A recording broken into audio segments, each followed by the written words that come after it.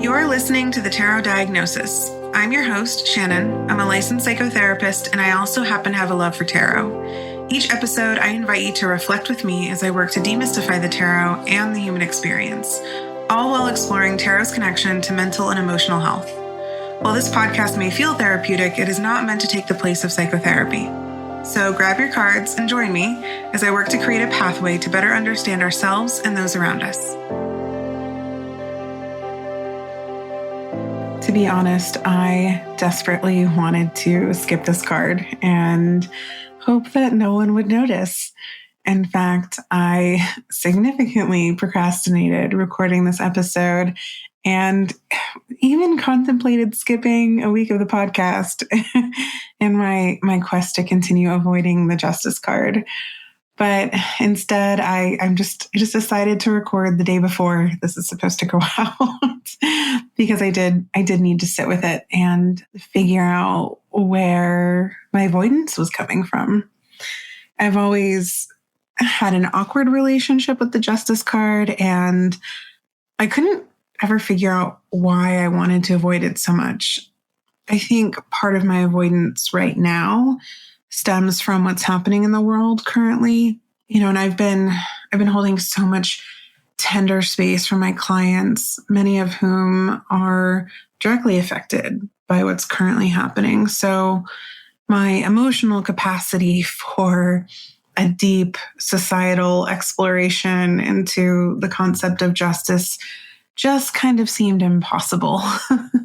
But the truth is, I've had this difficult relationship with this card even before now. So I forced myself to sit and reflect, wondering how the meaning of this card has shown up throughout my life in ways that might lead me to wanting to shove it under a rug and pretend it doesn't exist.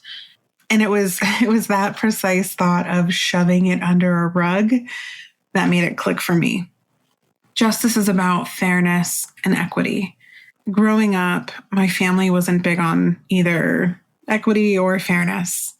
If you were to point out someone's wrongdoing or a perceived injustice, you were immediately reprimanded. So for me, to seek justice was to be punished. And that revelation of cognitive dissonance is precisely why I believe tarot is an incredibly powerful tool for our mental health. So now what the hell do I do with this information? I guess let's shuffle. I am using Tarot Vintage per usual. It's just always next to me. I seriously feel like it's just an extension of me at this point. Okay, so I pulled two cards. I pulled the 9 of Wands and 7 of Wands. So I think, when it comes to, what am I supposed to do with this information now? I think now I have this responsibility to look at what areas in my life I have not just avoided the justice card, but actually avoided justice. It took me a while, but now I'm the type of person who will immediately speak up if I see someone being treated unfairly. I'm not afraid to do that anymore. I'm not afraid of justice because of punishment in the way that I was made to fear it growing up. At least not when it comes to other people. But when it comes to seeking justice for myself, I think that's an entirely different story and still perhaps needs some work. I think in some regard, I don't have any issue speaking up for myself, but there are certainly specific areas, and I think we can all relate to this, that just seem a little bit more daunting to seek justice. And I think this is probably an invitation to say, okay, it's time to look at that. There have been times when I've kept quiet in multiple relationships or, situations and not sought justice when it's really what I wanted. But, out of fear of what might happen if I did, I stayed quiet. And for that, I think I still carry a bit of shame, which I think again, a lot of you could probably relate to. And from a therapeutic, psychological perspective, I understand that this was a form of self-protection. So I don't beat myself up about it, but this is a great example of how, we have a responsibility to ourselves and the world around us to continue evolving based on the insights that we gain. Speaking of evolving and insights, I feel like I'm starting to realize that the archetype of justice and the concept of self-worth are reciprocal. Because on one hand, justice encourages us to advocate for fairness in this life, which can lead to, a growing sense of self-worth. On the other hand, having a sense of self-worth often is what empowers us to pursue justice confidently in the first place, without that fear of punishment. I kind of want to pull another card. So let's see what else comes out.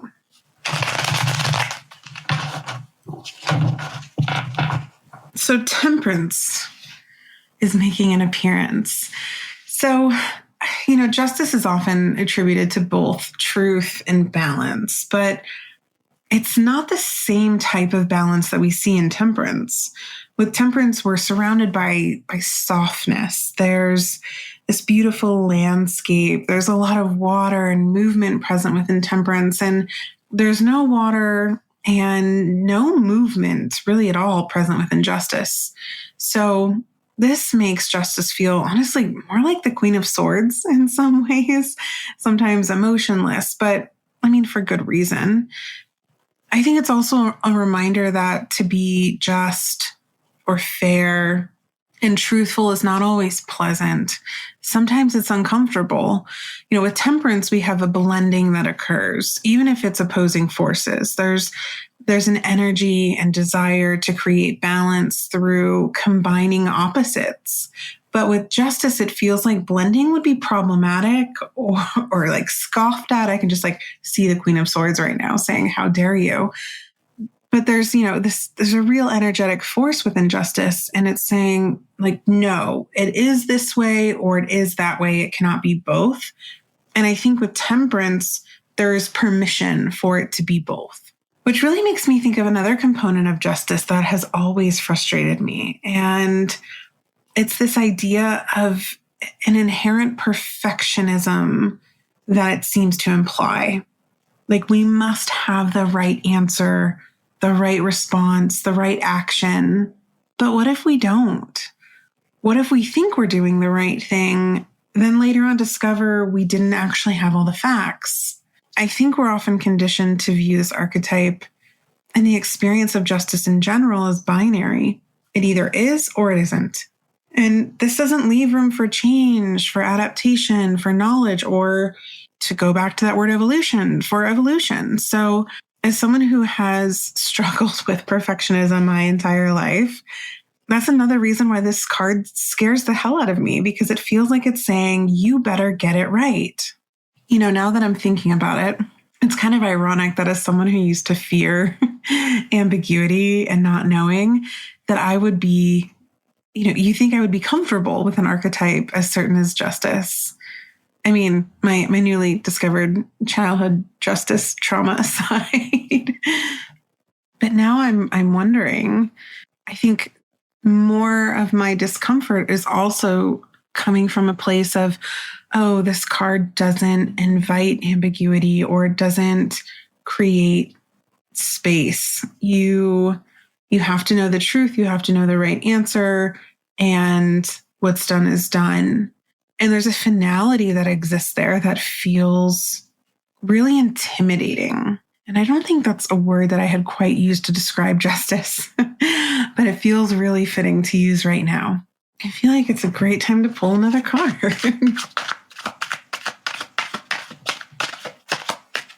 Oh my God. Another wand. Queen of Wands. So this is fascinating. So I've pulled 3 wands already, just discussing the Justice card. I feel like I'm going to have to sit with that for a little bit and figure out what that means. Seeing the Queen of Wands here, though, I'm actually glad it came out, because I feel like it breaks up some of that intimidation and this desire to have a little bit of warmth brought in, because the Queen of Wands is even very ethical and honest and a very noble archetype in the tarot. But something else that she tends to embody is this idea or concept of being accommodating and being understanding. Oh, which actually really makes me think of the Thoth deck. So adjustment takes the place of justice in that deck, which I think feels significantly more comfortable to me. With justice, there's such permanence and that finality I was talking about that emanates even just from the word justice, which can feel really suffocating sometimes. So shifting the language to the Thoth version of adjustment speaks more to a mindset of growth. And to go back to that word evolution, it gives room to really learn and understand and change your mind at some point. With adjustment, we're really given permission to explore and then decide, which I think ironically maybe feels more just. Thinking about justice as adjustment through a broader lens, I think means we're able to make assessments of the past, also of the present, and then, also look towards the future and prepare to make changes if necessary. There's thinking about the word adjustment, I feel like there's more of a permission to be fluid and curious when we view justice as adjustment instead of it must be this or it must be that. And thinking about how binary this card can be sometimes. Now I'm wondering, and I hesitate even to say this, but sometimes I wonder if justice is an invitation to surrender into radical acceptance. Sometimes, really oftentimes, things will happen that are bigger than us, significantly outside our sphere of control and influence. And we desperately want the wrongs to be righted. We're so angry and hurt and confused, but we cannot change or make right what has already been done. So perhaps justice is less about prevention and reaction and more about planning and executing. To go back to the Thoth term adjustment, maybe it's about being methodical in how we plan to create change. This is a very air-heavy card with a very prominent sword, indicating this is a card of mental strategy, a true thought exercise, and one that should not be taken lightly. Thoughts, ideas, and options should be thoroughly weighed on this scale in order to come into some sort of fair and balanced decision. I think it's this type of analysis and looking at the Justice card through this lens means it's not just applied to our external world. And I actually really appreciate Rachel Pollack's view on this archetype, because she spoke about the inherent self-awareness that this card embodies and how it can be an invitation to understand our past and any sort of imbalance within ourselves. It can be really overwhelming when we look at this card and think, how am I supposed to facilitate justice? How am I supposed to bring on justice as, one person? And, when we hang out in that space too long, we can become paralyzed and then not make any sort of change or do anything, which means we find ourselves in this position of, I have this strong desire to seek justice, yet I feel like there's nothing I can do about it, which really brings me back full circle to the beginning of the episode when I realized my own discomfort surrounding the Justice card was actually because of my own cognitive dissonance.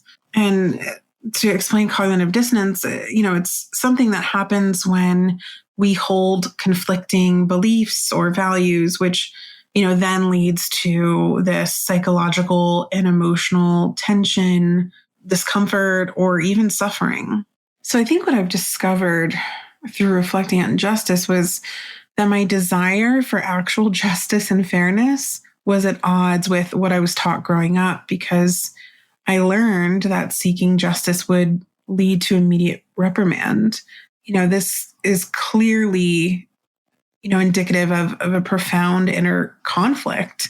On one hand, I wanted to uphold my own morals and ethics and principles of fairness and equity as much as I, could know as a child, which was probably pretty basic. And on the other hand, I was made to fear the potential consequences of doing so. Now I want to pull a card on working through cognitive dissonance. Watch me pull another wand. I swear.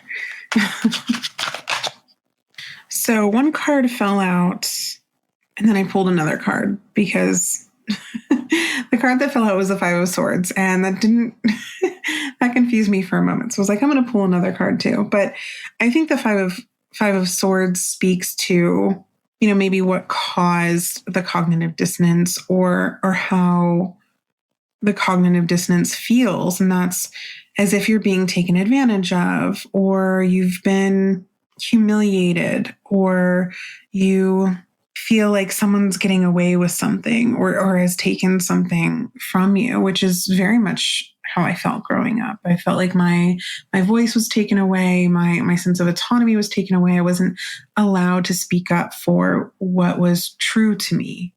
And especially this being a sword, it makes sense. The Fool here is interesting. So, what's ironic is resolving cognitive dissonance usually requires, reevaluating our beliefs and our values and, in this case, reconciling my desire for justice with my past experiences in order to find a more balanced and harmonious perspective. And, I think it's this balanced and harmonious perspective that I find the irony in reconciling, my cognitive dissonance with justice, since, that's such an integral part of the card. And often that requires us to take an uncharted path or to blindly trust our intuition and desire to head in a new direction. And often that means we have to reflect on times when we have felt a sense of resilience, or we felt like someone was willing to hear us or believe us or help guide us on a path that we believe in. It's been interesting thinking about justice and cognitive dissonance, because now I'm wondering how much of a role cognitive dissonance plays in other cards that make me uncomfortable. This was really eye-opening. And I think a lot of us have very particular cards that just make us feel uneasy. And it can be frustrating because we're asking ourselves, why does this card make us uneasy? There might not even be anything particularly concerning about the imagery. It's just there's something about the card. And I encourage you to say, okay, well, how have the themes of this card shown up in my life over the years? In what ways have those themes been beneficial to me? And in what ways have those themes been harmful to me? And I think you might be surprised at what you discover about yourself. So thank you all for being with me on this wild journey of a podcast and through some of these episodes where it probably feels like we're on this weirdly winding road of self-reflection and existential pondering.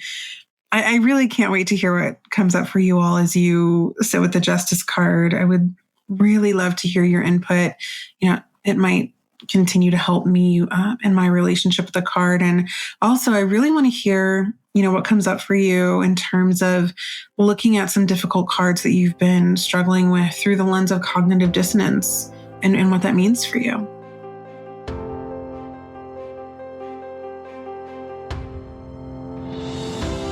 Thank you so much for listening to The Tarot Diagnosis. You can follow us on Instagram and TikTok under the handle @TheTarotDiagnosis and join us while we pull daily cards and explore tarot and mental health in between podcast episodes. You can also subscribe to our podcast to make sure that you never miss an episode. If you have a topic or question that you'd like for us to explore on the podcast, you can contact us directly on our website, www.thetarotdiagnosis.com.